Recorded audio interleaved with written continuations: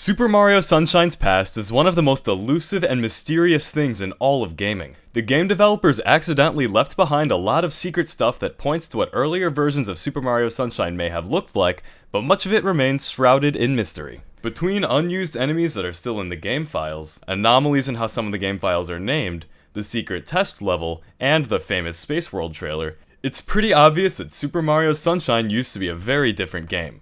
Unfortunately, a lot of the things in the Space World trailer aren't in the game anymore, such as what looks like an old version of Bianco Hills. There's a lot of evidence that Sunshine changed a lot during its development, but there's not that much we can interact with. However, there's one level in the game that keeps some interesting secrets and might point to Super Mario Sunshine's past. So when you beat Shadow Mario in every stage, you're sent to a flooded version of Delfino Plaza. In normal play, you're supposed to chase Shadow Mario into Corona Mountain from here, but if you take the time to explore around, you might find some special insight into what Delfino Plaza might have used to look like.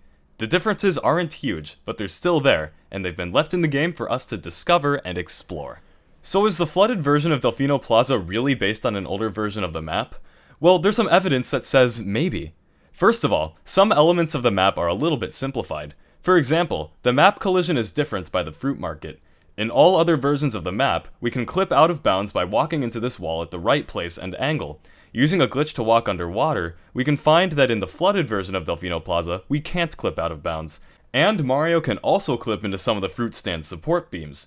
This means the collision of this map is far simpler and also unfinished. And nearby, if we explore the beach area over by Gelato, we'll find that the collision on this hill is a little wonky.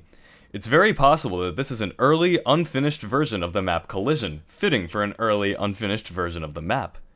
Secondly, there's a texture error over by the Shine Gate that isn't there in all other versions of the plaza, which might mean that this version of the map isn't quite finished. So with that in mind, let's take a look at what might be remnants of a beta version of the map. First of all, let's look at the manholes. There are two main differences between the manholes in this version of the map and the manholes in every other version of the map. The first of these differences is that the manholes are just textures and don't actually do anything.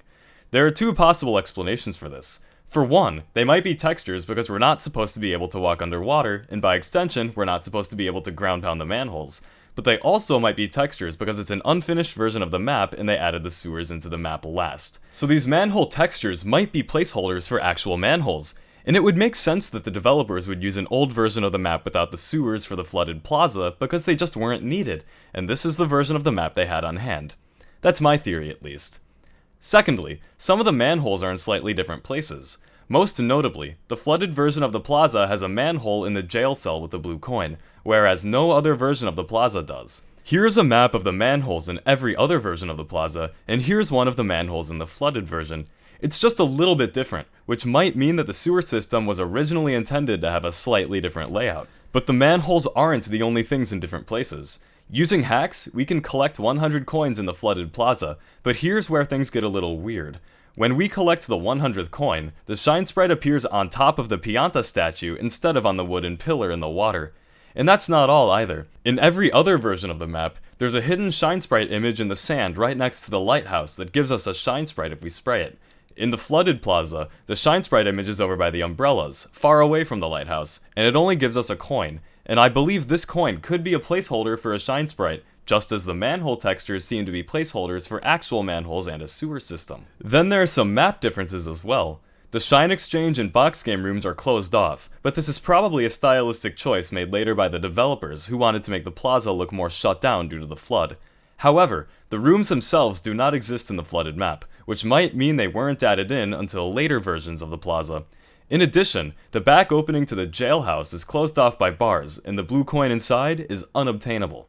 And this door over by Rico is a different type of door from the one in later versions of the map. But interestingly, the door over by the turbo nozzle secret is still the type we can break. So was the room over by Rico originally supposed to be something different? Seeing as the game used to be something that we wouldn't even recognize as Sunshine, it's very possible. And though we can still recognize the mysteries of this flooded plaza as Sunshine, who knows what secrets they might hold? What was originally in the game, but isn't anymore? How early of a version of the map is this? For all we know, it could be one of the first versions of the plaza, but it could also be the version that came right before the one we know and love. Sunshine's past continues to be shrouded in mystery, but under the water we can see what it was and what it could have been. Thank you all for watching. If you liked this video and want to see more Sunshine content, please be sure to subscribe so you don't miss a single moment. This channel is going to focus mostly on glitches, beta content, and other cool hidden stuff, so if you like that kind of thing, you're at home. Thank you all again for tuning in. Until next time, this is Red Fuzzy Dice, and I hope to see you all next time.